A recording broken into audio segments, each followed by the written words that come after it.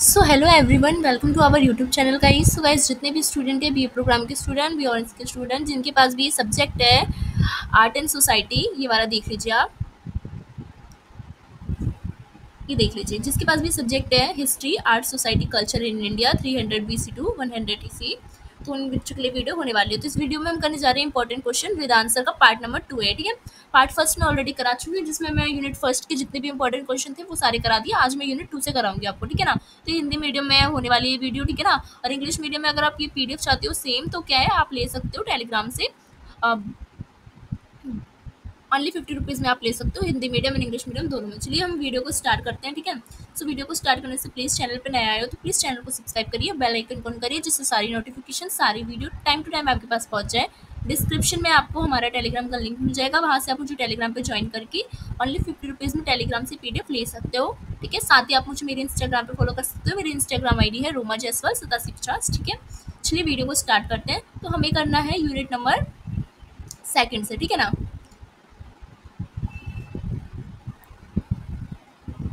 तो हमारा unit number 2 से स्टार्ट करेंगे, क्योंकि यूनिट नंबर फर्स्ट से हमने सारे कर लिए थे यूनिट नंबर फर्स्ट के पार्ट नंबर फर्स्ट में। तो यूनिट नंबर 2 का देखते हैं, सारे इंपॉर्टेंट क्वेश्चन इसी बात के सब इसी पार्ट में हम कर लेंगे, ठीक है। तो यूनिट नंबर 2 है हमारा सोशल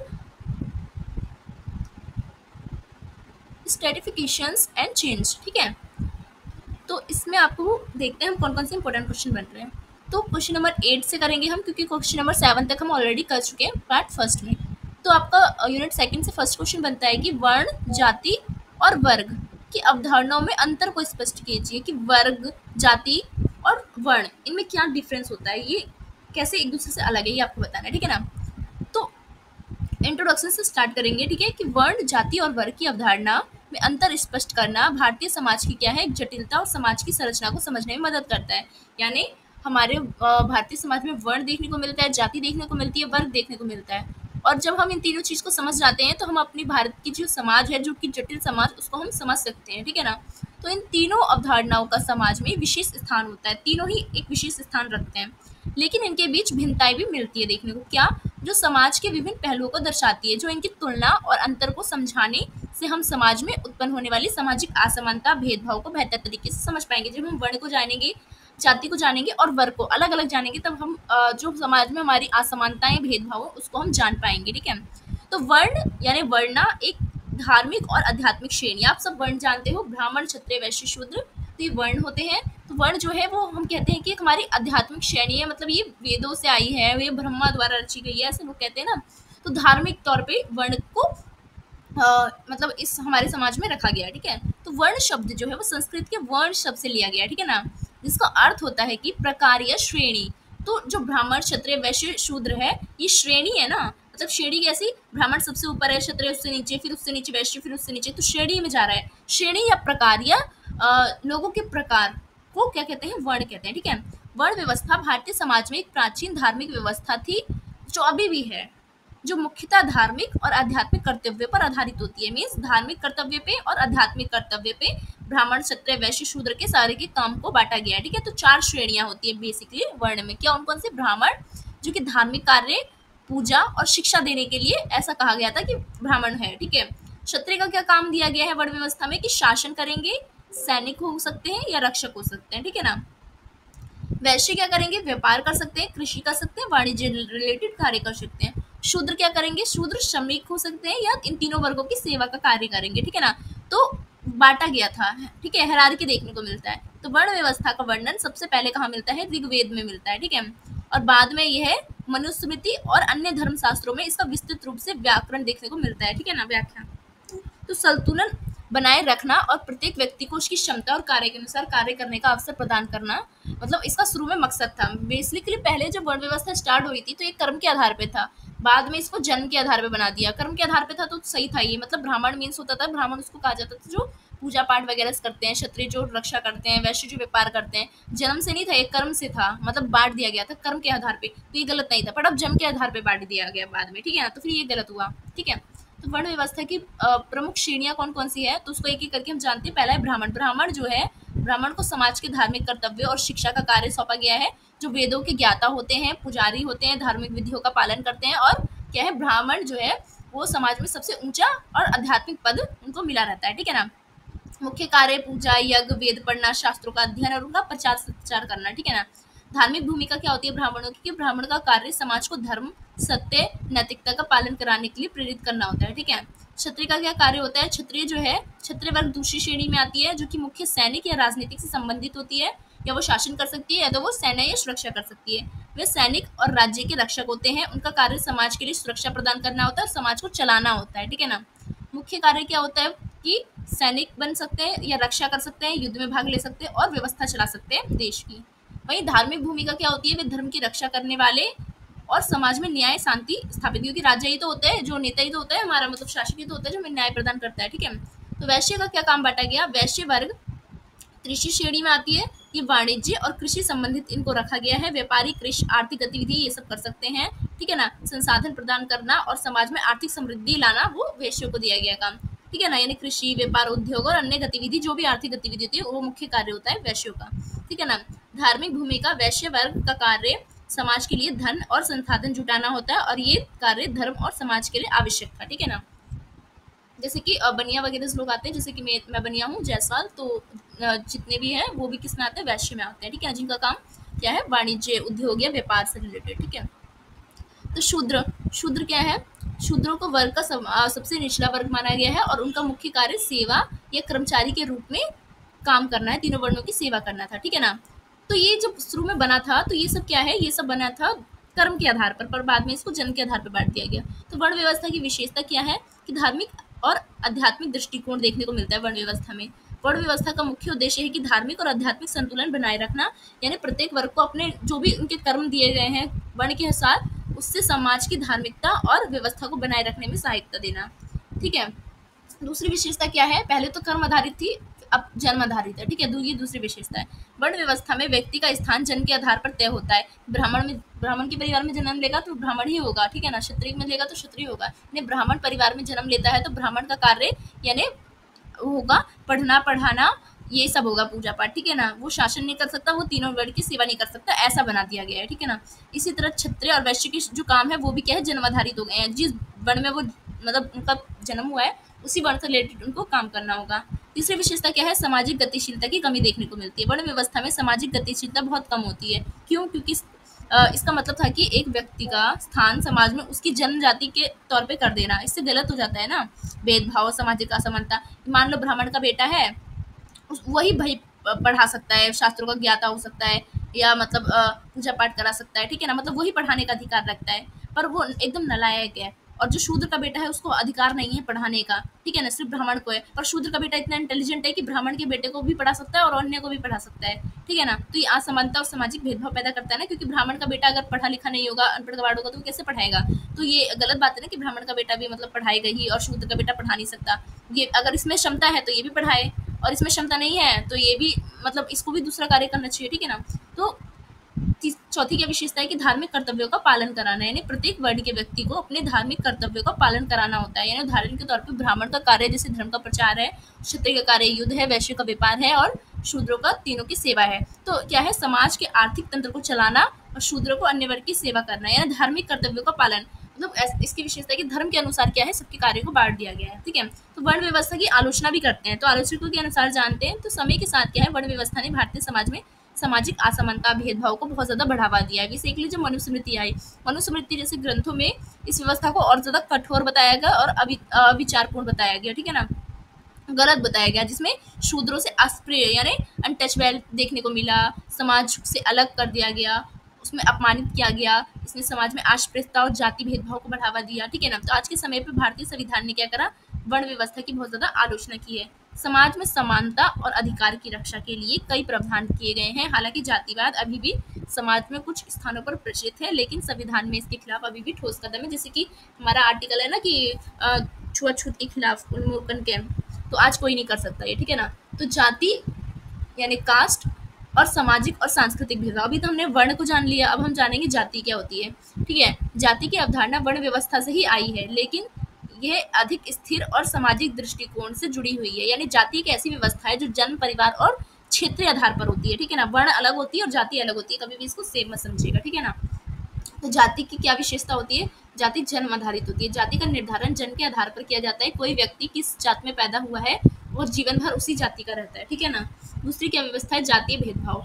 जातीय व्यवस्था में समाज में भेदभाव देखने को मिलता है। जातीय पहचान के आधार पर अधिकार, अवसर और संसाधनों से क्या है? वंचित रखा जा सकता है। जैसे कहते हैं ना, तुम नीची जाति के हो, तुम ये जाति के हो, ठीक है ना। तो इसके जाति के नाम पे क्या है? भेदभाव और असमानता होता है। तीसरा क्या है? जातीय, यानी प्रत्येक वर्ण के भीतर उपजाति होती है। जैसे ब्राह्मण में भी बहुत सारी जाति होती है, क्षत्रिय में भी बहुत सारी जाति होती है, वैश्य में भी और शूद्र में भी, ठीक है।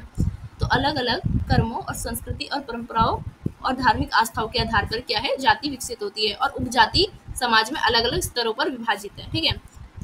नेक्स्ट क्या है कि सामाजिक गतिशीलता, यानी जाति व्यवस्था में सामाजिक गतिशीलता बहुत कम होती है, ठीक है ना।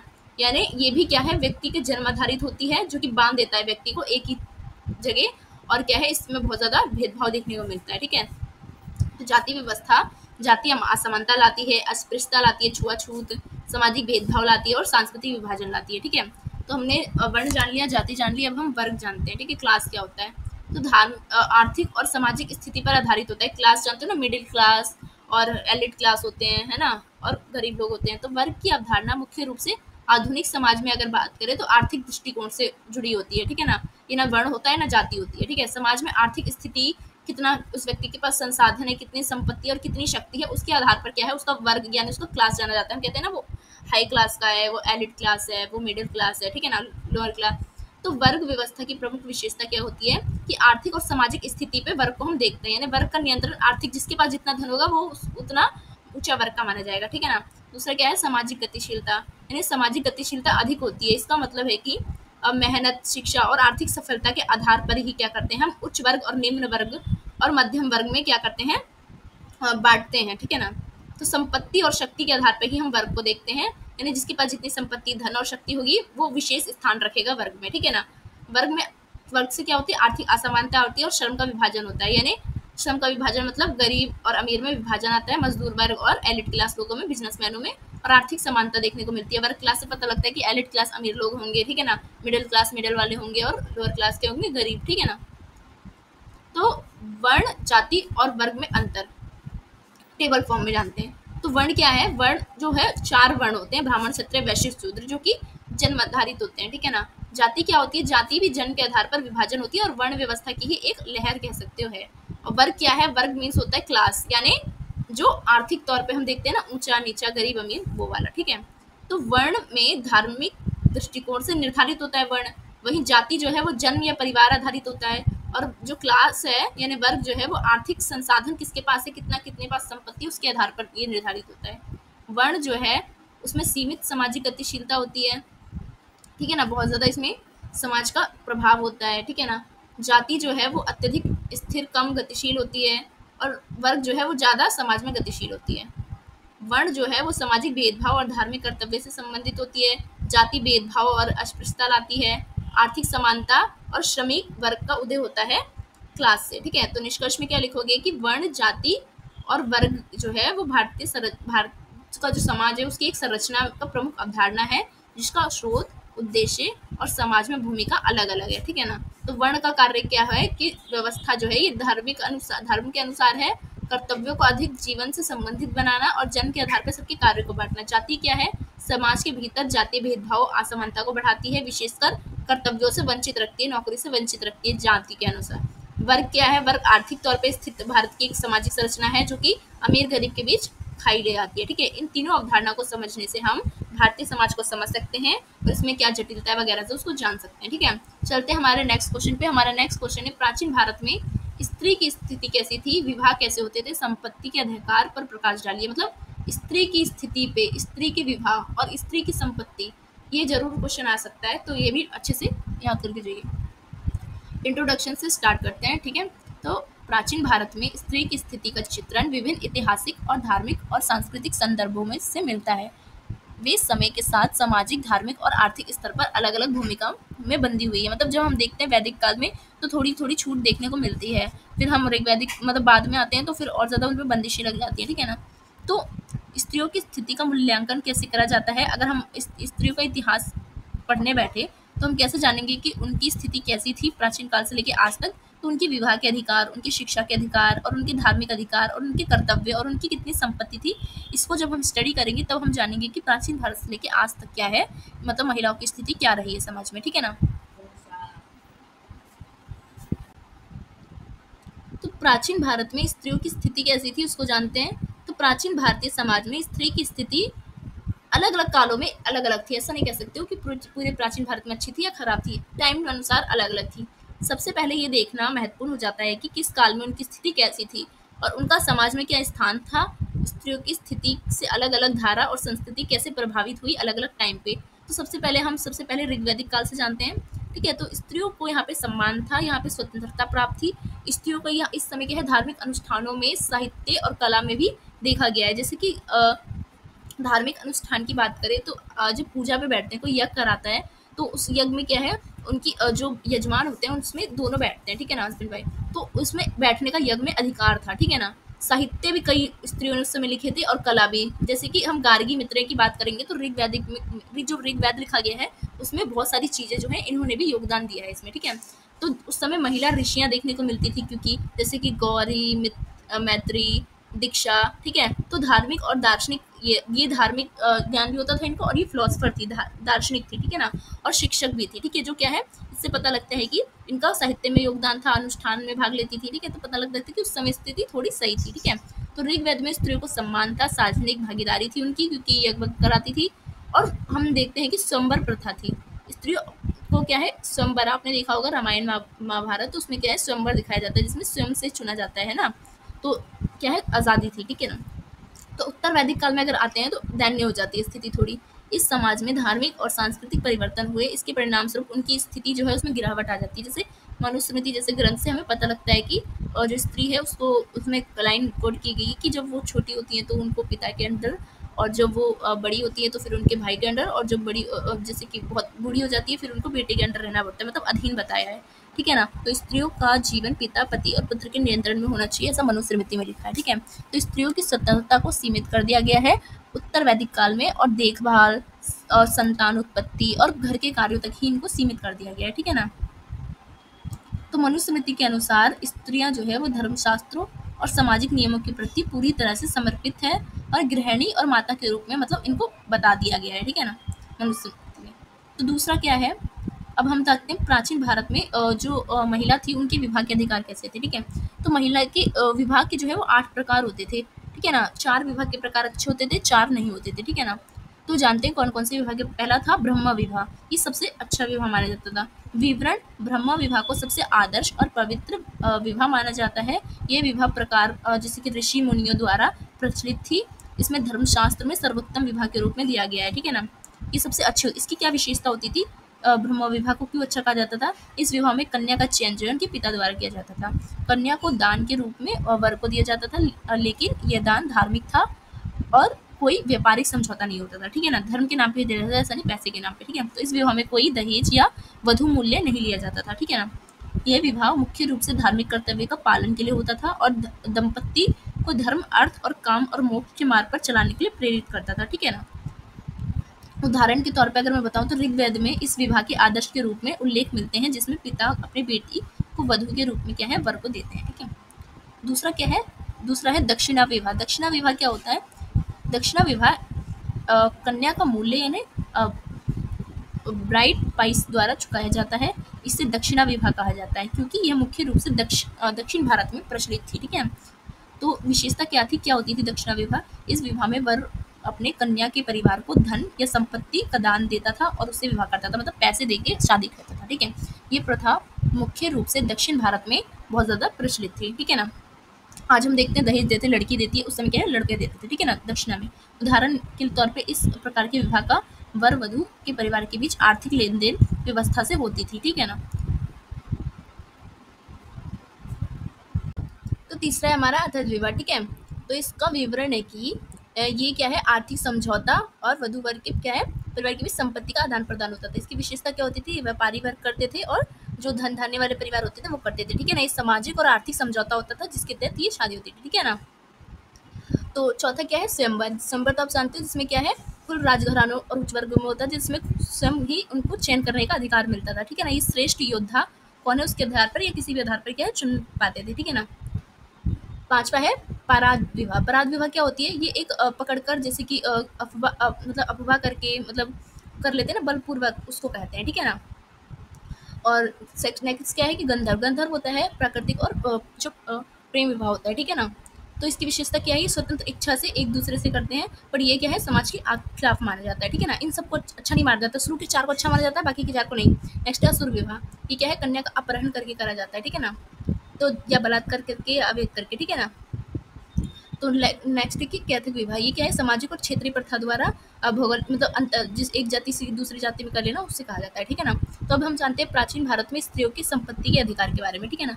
अगर हम स्त्री धन की बात करें, स्त्री धन क्या होता है, जो उनको दहेज में मिलता है, ठीक है ना। तो संपत्ति अधिकार विशेष ध्यान देने का आवश्यक था, ठीक है ना। क्या क्या अधिकार होते थे उनकी संपत्ति का, होता नहीं या नहीं होता था, उसको जानते हैं। प्रारंभिक वैदिक काल में स्त्री संपत्ति पर अधिकार रखती थी, जैसे कि आज हम देखते हैं ना ज़्यादा प्रतिशतात्मक, जैसे कि आपकी प्रॉपर्टी है तो उसको बेटे का अधिकार होता है, तो उस समय माता का भी था, ठीक है ना। तो धार्मिक कार्यों में, शिक्षा में और संपत्ति के अधिकार में, सब में क्या है महिलाओं को अच्छा अधिकार था वैदिक काल में, ठीक है ना। संपत्ति में भागीदारी थी उनकी, और वो संपत्ति की मालिक भी होती थी, ठीक है ना, स्वामिनी। धर्मशास्त्रों का प्रभाव, मनुस्मृति, याज्ञवल्क्य स्मृति, इन सब के आने से क्या है संपत्ति के अधिकार कम हो गए, ठीक है ना। बाद में उत्तर वैदिक काल में मनुस्मृति ने स्त्री का संपत्ति पर अधिकार उसके पिता और पत्र और जो पुत्र है, पति और पिता, उसको माना है, ठीक है ना। तो विवाह के बाद क्या है उसकी मतलब इसमें संपत्ति उससे छीन ली जाती है, ठीक है ना। नेक्स्ट क्या है विवाह के बाद की संपत्ति। तो विवाह के बाद की संपत्ति संवेदनशील हिस्सेदार बन सकती है, उसमें उत्तराधिकार पर उसके जो पुत्री होंगे। तो मतलब अभी भी देखने को मिल रहा है कि क्या है पारंपरिक संरक्षण तो मिलता है, पर क्या है बस उतना ही धन जो उनको दहेज मिला, बाकी जो प्रॉपर्टी होती है उन पर अधिकार किसका होता है, उनके बेटों या पुत्रों का, ठीक है। तो समाजशास्त्र का दृष्टिकोण क्या है कि प्राचीन भारतीय समाज में स्त्रियों का स्थान धर्म, परिवार और समाज में क्या है से संबंधित था, ठीक है ना। तो सामाजिक संरचना धार्मिक दृष्टिकोण के अनुसार अलग अलग टाइम पर अलग अलग देखने को मिलता है, ठीक है। तो धार्मिक, पारिवारिक और सांस्कृतिक कार्यों में समर्पित बना दिया गया था, और स्वतंत्रता उनकी सीमित कर दी गई थी उत्तर वैदिक काल तक आते आते, ठीक है। तो समाज में बदलाव क्या हुआ, जब बौद्ध धर्म आया, जैन धर्म आया, तो उन्होंने नए नए विचारों को और जो कुरीतियां थी उसको समाप्त करने की बात की। तो इसमें क्या है स्त्रियों के अधिकार में कुछ शुरुआत हुई, और धार्मिक समुदाय में जैसे भिक्षुणी होती थी बुद्ध की, उसमें क्या है स्त्रियों को भी रखने लगे। भक्ति आंदोलनों में भी स्त्रियों ने समान अधिकार प्राप्त किया, और उन्होंने भी आंदोलन वगैरह किया था, ठीक है। तो निष्कर्ष में क्या लिखो, प्राचीन भारत में स्त्रियों की स्थिति अलग अलग टाइम पे अलग अलग रही है, ठीक है ना। तो प्रारंभिक वैदिक काल में अच्छी थी, ठीक है, स्वतंत्र थी, लेकिन बाद में उनकी स्थिति में गिरावट आई। धर्मशास्त्र जैसे संपत्ति, मनुस्मृति, आज्ञवल्क्य स्मृति, इसमें इनकी गिरावट देखने को मिली। संपत्ति का अधिकार, विवाह संबंधित अधिकार और स्वतंत्रता उनको सीमित कर दी गई, ठीक है ना। ज्यादातर मनुस्मृति के अनुसार कहते हैं हम, ठीक है। तो बौद्ध धर्म और जब जैन धर्म आया, फिर इनके अधिकार थोड़े थोड़े उभरने लगे, और धार्मिक कार्यों में या जो सार्वजनिक कार्यों में उसमें क्या है पुरुषों के अधीन तो थी, पर फिर भी बहुत ज़्यादा भाग लेने लगी थी, क्योंकि भिक्षुणी के तौर पे भी क्या है बौद्ध में ले रही थी महिलाएं, ठीक है। तो ये धीरे धीरे सुधार की दिशा में बढ़ा, और आधुनिक भारत में जहाँ आज हम देखते हैं, आज तो पूरा आज भी नहीं है, पर बहुत ज़्यादा अधिकार महिलाओं को मिल रहा है पहले के अकॉर्डिंग। तो समय के अनुसार ही क्या है अलग अलग टाइम पर अलग अलग स्थिति देखने को मिलती है, ठीक है ना। तो नेक्स्ट क्वेश्चन देखते हैं, क्वेश्चन नंबर 10 कि प्राचीन भारत में वर्णशंकर यानी वर्णशंकर और अस्पृश्यता की उत्पत्ति पर चर्चा कीजिए, ठीक है ना। जो एक एक वर्ण जैसे कि ब्राह्मण, क्षत्रिय, वैश्य, शूद्र है, वो अपने वर्ण के अलावा दूसरे वर्ण से शादी कर लेगा ना, तो वो छुआछूत हो जाएगा, और उसकी जो वंशज होगी उसको अच्छा नहीं माना जाएगा, ठीक है ना। तो उसी को कहते हैं वर्णशंकर, ठीक है ना। उसको गलत माना जाता है समाज में, ठीक है। तो भूमिका से जानते हैं, तो प्राचीन भारतीय समाज एक गहरी सामाजिक संरचना पर आधारित है, वर्ण व्यवस्था पे, ठीक है ना। तो इस व्यवस्था में 4 प्रमुख वर्ण होते हैं, जैसे ब्राह्मण, क्षत्रिय, वैश्य, शूद्र। लेकिन जैसे जैसे समय बीता तो ये और जटिल हो गई और गंभीर हो गई कि ब्राह्मण यही काम करेगा, वैश्य यही करेगा, ठीक है ना। तो सबसे सुपरिटी किसको रखा गया, ब्राह्मण को रखा गया। तो वर्णाशंकर आया, ठीक है ना, जिसने अस्पृश्यता को जन्म दिया। यानी जब एक वर्ण का व्यक्ति ब्राह्मण जैसे क्षत्रिय, ब्राह्मण जैसे कि शूद्र से शादी कर ले, क्षत्रिय जैसे शूद्र से शादी कर ले, या मतलब अपने वर्ण में ना रह के किसी और वर्ण से शादी कर लेते हो, तो क्या है आप अछूत माने जाओगे, ऐसा कॉन्सेप्ट आ गया, उसी को कहते हैं वर्णशंकर, ठीक है ना। तो वर्णशंकर की उत्पत्ति कैसे हो, इसका स्वरूप क्या है। तो वर्णशंकर क्या है, वर्णशंकर का मतलब है दो अलग अलग जो वर्ण के जो व्यक्ति है उनका अगर विवाह होता है, और विवाह होने से उनकी जो संतान होती है, तो उसको क्या कहेंगे, उनको अछूत मानेंगे, ठीक है। तो वैदिक और जो मनुस्मृति है, इन ग्रंथों में नकारात्मक और सामाजिक स्थिति के रूप में मतलब गलत बताया गया है वर्णशंकर को, ठीक है ना। मतलब इन संतान को क्या है अच्छा नहीं बताया गया है, ठीक है। तो ऐतिहासिक परिप्रेक्ष्य से अगर जाने तो ऋग्वैदिक काल में इस काल में वर्ण व्यवस्था लचीली थी और कर्म या काम पर आधारित थी, ठीक है ना। किसी के कर्म के अनुसार ही उसका वर्ण तय होता था। जैसे वो पढ़ाता है तो ब्राह्मण, शासक करता है तो क्षत्रिय, व्यापार करता है तो वैश्य, और सेवा करता है तो शूद्र, ठीक है। तो उदाहरण के तौर पर ऋषि विश्वामित्र एक क्षत्रिय होकर क्या है महर्षि बन गए थे। वो थे तो एक क्षत्रिय, पर उन्होंने क्या है वो ज्ञान प्राप्त करा था और महर्षि बन गए थे, ठीक है ना। तो अपने जो वर्ण है उससे अलग कार्य करा था उन्होंने। तो देखने को मिलता है कि लचीला था, मतलब सही था इस समय तक, वैदिक काल तक। पर जब उत्तर वैदिक काल आया तो धर्म व्यवस्था बहुत ज्यादा कठोर हो गई। अब अपमान जनित होने लगी। वर्ण व्यवस्था का जन्म आधारित हो गया। पहले कर्म आधारित था, अब जन्म आधारित हो गया। देखो जब मैंने बताया ना ये एग्जाम्पल कि विश्वामित्र एक क्षत्रिय होकर भी ब्राह्मण बन गए वो, पर उनको किसी ने कुछ नहीं बोला क्योंकि ये ऋग्वैदिक काल था। जब पर उत्तर वैदिक काल आया अब ये सब नहीं कर सकते आप। अब मनुस्मृति में वर्णशंकर को धर्म का विनाश माना गया है। यानी अगर आप एक वर्ण से दूसरे वर्ण में शादी करते हो और उनकी जो संतान है उनको विनाश माना गया, उनको अछूत माना गया, ठीक है। वर्णों के बीच विवाह को प्रतिवर्ण विवाह कहा गया, प्रतिलोम विवाह और विलोम विवाह, ठीक है। तो अलोम विवाह क्या होता है, उच्च वर्ण पुरुष का निम्न वर्ण स्त्री से विवाह को हम कहते हैं अलोम विवाह, ठीक है। और प्रतिलोम विवाह होता है कि निम्न वर्ग के पुरुष का उच्च वर्ण से स्थिति से होना। यानी अगर अलोम विवाह क्या होगा, यानी जिसकी ब्राह्मण क्षत्रिय वैश्य की शादी अगर शूद्र लड़की से होगी ना, नीची जाति की लड़की से, तो उसे अलोम कहा जाएगा। और लड़का अगर नीची जाति का हो और लड़की ऊंची मतलब उसकी जाति की हो तो उसको प्रतिलोम विवाह कहा जाएगा, ठीक है ना।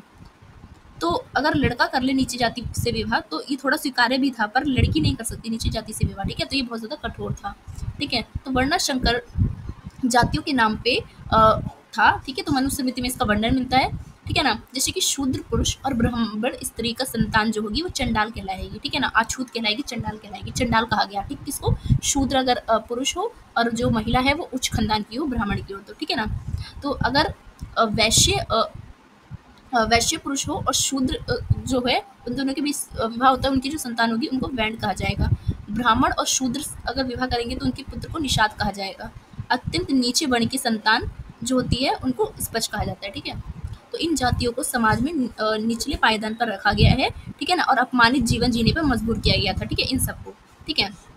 तो वर्णाशंकर के कारण क्या थे, तो आर्थिक बदलाव, यानी नगरों और व्यापार के विकास से वर्णों की पारंपरिक भूमिका टूटी। यानी जब व्यापार हुआ तो अलग, जहाँ शहर आज भी दिल्ली है, जितने भी शहर में हर धर्म हर जाति के लोग रहते हैं, तो इससे क्या है, अब तो वर्ण आप देखोगे नहीं तो मतलब कोई भी वर्ण में शादी कर लेते हैं, तो फिर उसकी संतान जो है उसको गलत माना गया, ठीक है ना। विदेशी आक्रमण के कारण भी हुआ, यूनानी शक हूण आए तो उन्होंने भी भारतीय महिलाओं से शादी करी, या भारत की महिला ने उन पुरुषों से शादी की, तो उनकी भी संतान जो है वो अलग अलग वर्ण की हुई, तो इनको भी वर्णशंकर में रखा गया, ठीक है ना। तीसरा क्या है, जनजातीय समावेशन, यानी आदिवासी समूहों को वर्ण व्यवस्था में नहीं जोड़ा गया था, ठीक है ना। मतलब जो वर्ण है ना, ब्राह्मण क्षत्रिय वैश्य शूद्र, इसमें आदिवासी को जोड़ा ही नहीं गया था। और आदिवासी कहाँ जाएंगे, अगर आदिवासी से शादी कर ली किसी ब्राह्मण क्षत्रिय वैश्य शूद्र ने, तो फिर उनको भी वर्णाशंकर में रखा जाता था, ठीक है।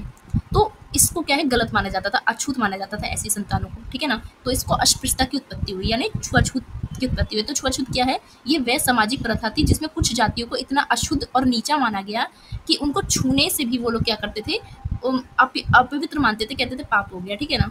तो प्राचीन ग्रंथों में अछूत यानी अस्पृश्यता का देखने को मिलता है, जैसे कि ऋग्वेद में अस्पृश्यता की धारणा नहीं है।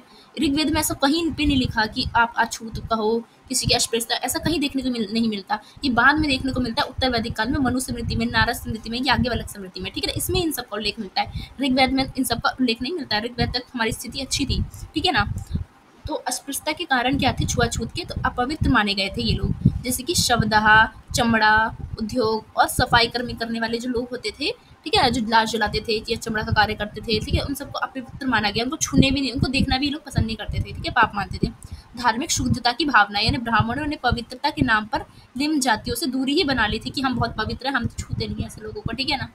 तीसरा क्या है, राजनीतिक सत्ता का केंद्रित होना, यानी सामाजिक नियंत्रण के लिए नीची जातियों को हाशिए पर धकेला गया। मतलब ब्राह्मण अपने आप को ऊंचा दिखाने के लिए क्या है, नीची जातियों के लिए उन लोगों की स्थिति को उन लोगों ने गिरा दिया, ठीक है ना, जितने भी ग्रंथ लिखे उसके अनुसार, ठीक है। तो बाहरी जातियों और आदिवासियों का बहिष्कार किया गया, जो लोग वर्ण व्यवस्था में थे ही नहीं उनको अछूत माना गया, ठीक है। तो अस्पृश्य जातियों की दशा जानते हैं कि जो अछूत कहा गया था जिन लोगों को, उनकी दशा दिशा कैसी थी, ठीक है। तो नगर की सीमा के बाहर उनको रहना पड़ता था। आज भी आप गांव में देखते हो तो एक टोला अलग होता है जिसमें जो अस्पृश्य व्यक्ति होते हैं नीचे जाति के, उनको रखा जाता है, लेकिन आज भी गांव में ये चीज़ देखने को मिलती है। सार्वजनिक कुएं से उनको पानी लेने का अधिकार नहीं था, मंदिर में उनको घुसने का अधिकार नहीं था, पढ़ने का अधिकार नहीं था। ये एग्जाम्पल आपको भीमराव अम्बेडकर का भी बाद में मिल जाता है। उन्हें चंडाल कहा जाता था, स्पच कहा जाता था, अत्यंत जैसे नामों से पुकारा जाता था, ठीक है ना। तो बौद्ध और जैन दृष्टिकोण कैसा था इसको लेके, वर्णाशंकर को लेके, कि एक अगर कोई और वर्ण का व्यक्ति किसी और वर्ण से शादी करता है तो उसको लेके क्या दृष्टिकोण था जैन और बौद्ध का। तो गौतम बुद्ध ने अस्पृश्यता का विरोध किया, बोला ऐसा कुछ नहीं होता, ठीक है ना। उन्होंने चंडालों और अन्य निम्न जातियों को भी क्या है संघ में शामिल किया था अपने। तो तो ये जाति व्यवस्था को खंडन करते थे। जैन धर्म में भी कर्म और आत्मा की शुद्धता पर बल दिया गया था, पर जन्म आधारित भेदभाव को नकारा गया था। ठीक है ना। तो वर्णाशंकर और अस्पृश्यता का संबंध एक दूसरे से कैसे जुड़ा है, तो कई वर्णाशंकर जाति को ही बाद में अस्पृश्यता घोषित कर दिया। आज हम देखते हैं ना ऐसी बहुत सारी जाति जिसे अस्पृश्यता में रखा जाता है, तो वो वर्णाशंकर वाली जाति होती है, यानी एक वर्ण का लोग जब दूसरे वर्ण से शादी करता है और जो उनकी संतान होती है उनको कहा जाता है। ठीक है ना। तो वर्ण व्यवस्था की कठोरता और जन्म आधारित जो व्यवस्था है समाज की, इसी से क्या पैदा हुआ है, ये वर्णाशंकर पैदा हुआ है। ठीक है ना। सांस्कृतिक प्रभाव इसका क्या देखने को मिलता है, तो लोक कथाओं और मिथकों कथाओं में इनका जिक्र देखने को मिलता है। तो इससे क्या है, और ज्यादा इन चीज को बढ़ावा मिलता है। जैसे अस्पृश्यता का जिक्र मिलता है देखने को शंभु को वध में, रामायण में क्या है, शंभु को वध जहाँ एक शूद्र तप कर रहा था और उसकी हत्या कर दी गई थी। ठीक है ना। तो क्यों कर दी गई थी, रामायण में दिखाया गया है कि वो शंभु एक शूद्र था और शूद्र को यज्ञ करने का अधिकार नहीं है, सिर्फ ब्राह्मण का है, तो इस वजह से उसकी हत्या कर दी गई। ठीक है ना। तो ये गलत चीज़ है। तो लोक कथाओं में भी ये मिथ्या को देखने को मिलता है। कला और स्थापत्य कला में भी इसका स्थान नहीं है, यानी जब भी हम स्थापत्य कला की बात करते हैं तो ये नहीं देखते हम कि कहीं शूद्र को अस्पृश्यता को रखा गया है, इनको इग्नोर करा जाता है। ठीक है ना। तो निष्कर्ष के तौर पर क्या लिखोगे कि वर्णाशंकर और अस्पृश्यता भारतीय समाज की समाजशास्त्रीय और धार्मिक विकृति के प्रतीक है। यद्यपि ये प्रारंभिक काल में प्राकृतिक सामाजिक और प्रक्रियाएं थी, परंतु बाद में क्या है, धर्मशास्त्र द्वारा इसको कठोर बना दिया गया। पहले तो जन्म आधारित थी, ठीक है, मतलब कर्म आधारित थी। तो भक्ति आंदोलन, बौद्ध जैन के आंदोलन और धार्मिक सुधार आंदोलन ने इन सब का खंडन किया है। और आज हम देखते हैं हमारे आर्टिकल 17 में अस्पृश्यता को बिल्कुल अपराध माना गया। अगर आज कोई छुआछूत करता है तो उसको क्या है, वो संविधान को उल्लंघन कर रहा है, उसको कानूनी सजा होगी। ठीक है ना। आई होप आपको ये समझ आया हो। ठीक है। तो यहाँ पे यूनिट नंबर 2 के भी सारे इंपॉर्टेंट क्वेश्चन होते हैं यहाँ पे खत्म। अब आपका लास्ट यूनिट बच सकता है यूनिट नंबर 3। ठीक है। यूनिट नंबर 3 को हम नेक्स्ट पार्ट में देखते हैं। ठीक है ना। वो भी आपकी मतलब अभी जब आप देख रहे हो उसके एक दिन बाद ही आ जाएगी। ठीक है ना।